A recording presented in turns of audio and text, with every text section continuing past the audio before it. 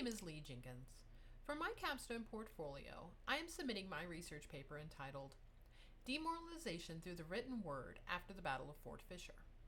During the Civil War, many battles had reverberating effects on both the Union and Confederacy side.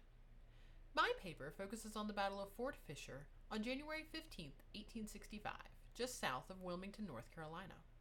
As one of the last battles of the Civil War, I have analyzed how local newspapers and letters surrounding Fort Fisher's loss to the Union affected morale across North Carolina and thus the Confederacy. Located at the mouth of the Cape Fear River 7 miles south of Wilmington, Fort Fisher protected blockade runners. A curious double inlet to the river meant that the Union blockade here was stretched thin, allowing more contraband goods to slip through. As you can see on this map, many forts supported Fort Fisher around both Old and New Inlet. By 1865, as the final port of the Confederacy, Wilmington vitally fed and supplied the Army of Northern Virginia. The loss of its defensive fort would mean access to supplies outside the Confederacy disappeared. This was a fact well known to both Union and Confederate leaders, as well as most Confederate citizens. Newspapers, particularly in North Carolina, spoke freely of the importance of this fort and the final link to the outside world. References to its importance litter letters and missives written by leaders on both sides for years before the fort fell. The practical blow of losing Fort Fisher, and thus Wilmington, North Carolina, was well known to leaders in both the Union and Confederate armies. My argument is that the moral blow of losing Fort Fisher, swiftly conveyed throughout North Carolina in letters and newspapers, caused the devastating effects of defeatism to impact the Confederacy much sooner than the practical loss of the port. True historical study of Fort Fisher did not begin until 1991 with Rod Gragg's Confederate Goliath. As an introduction to the double battles of Fort Fisher, the first a loss to the Union on December 25, 1864, and the second a loss to the Confederacy on January 15, 1865, this monolith focused on the overall story of Fort Fisher and those who participated in the battle.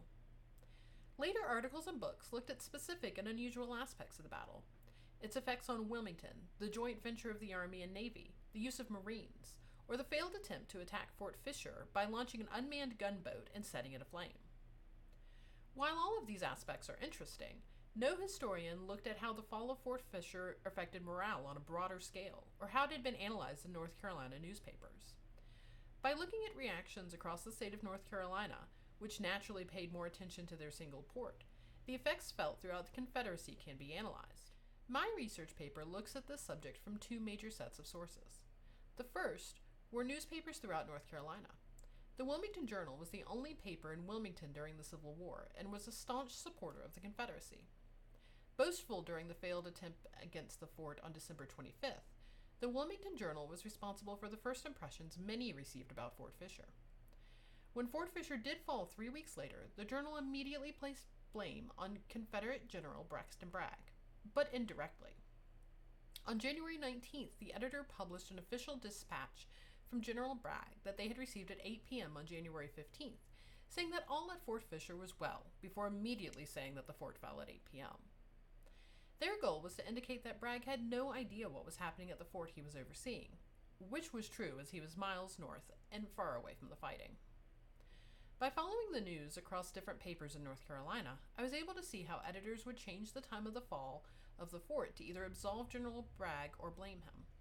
The Western Sentinel out of Winston-Salem, North Carolina, placed it at 1 a.m. Bragg himself placed it at 10 p.m., a fact repeated in many Raleigh papers. By changing the time of when the fort fell, editors could change the implications of how aware and useful Bragg was during the battle. This language of the newspapers was an important part of analyzing how they affected their readers. When speaking of the battle, the Wilmington Journal said it ought to have been saved, implying the fault of the battle was to be placed with the Confederates.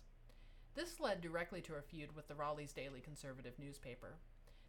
Leaping to the defense of North Carolina Governor Vance, who had confirmed Bragg's appointment, the Daily Conservative and the Wilmington Journal began a debate that lasted weeks.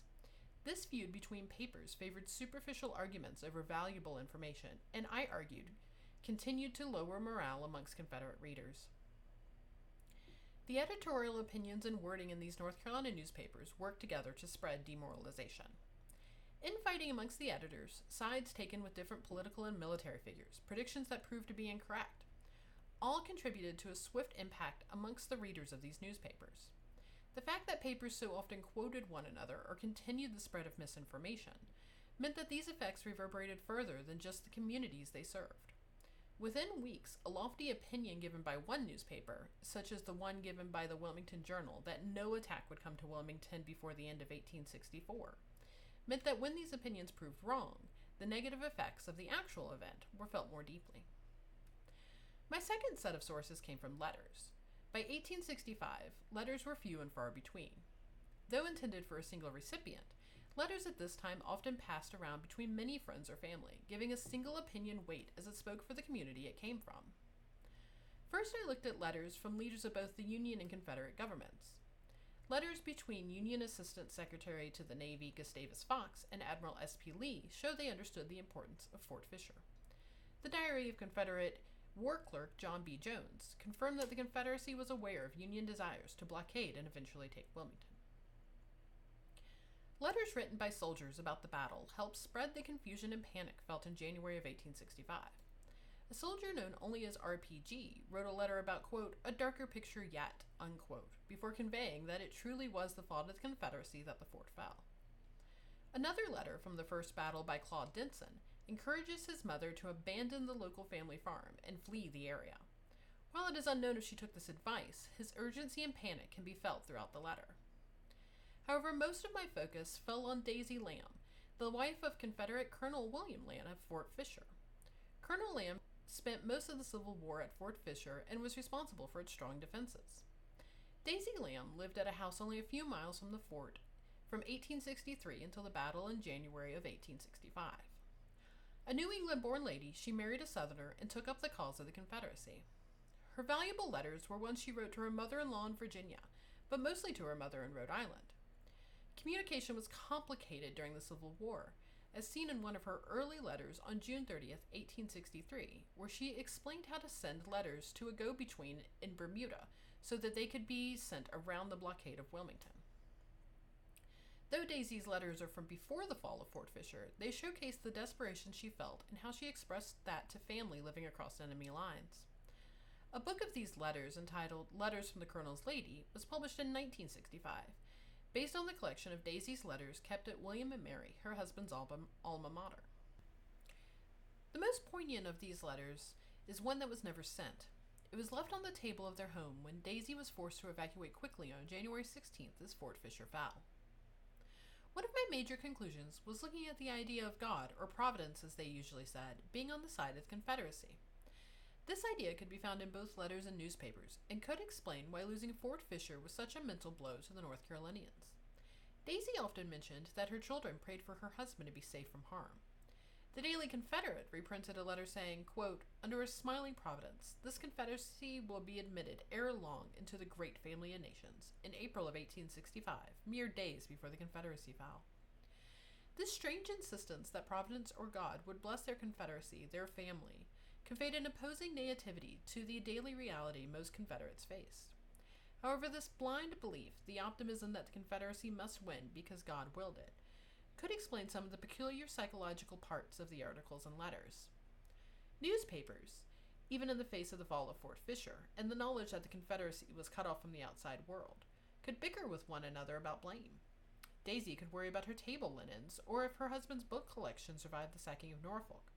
These petty fights and concerns could exist because there was no need to worry about the larger picture. When Fort Fisher fell, and the evidence that Providence was not on their side could no longer be ignored, morale broke. There were a few limitations to my analysis. Outside of the single printed book of Daisy Lamb's letters, the collection at William and Mary has not been digitized. A visit to their archives could shed even more light on her life and how her words may have impacted her family in Rhode Island. Access to William Lamb's letters and diaries, which are sporadically digitized, could also be beneficial. Further research about how Fort Fisher was seen throughout the Confederacy and not just North Carolina would help explain how this battle impacted the entire war. Another aspect would be to look at the newspapers further around the Confederacy and the letters and diaries of other Confederate leaders. Did Jefferson Davis or Robert E. Lee understand the calamity that the fall of Fort Fisher would bring? A larger research project could include this level of analysis. My hope is that with my new analysis, the impact of Fort Fisher on the American Civil War can be better appreciated. Its very story was so long ignored. Now that more attention is being turned towards this pivotal event, like a new visitor center being built at the battle site, it is time to see how this loss impacted all of the Confederacy.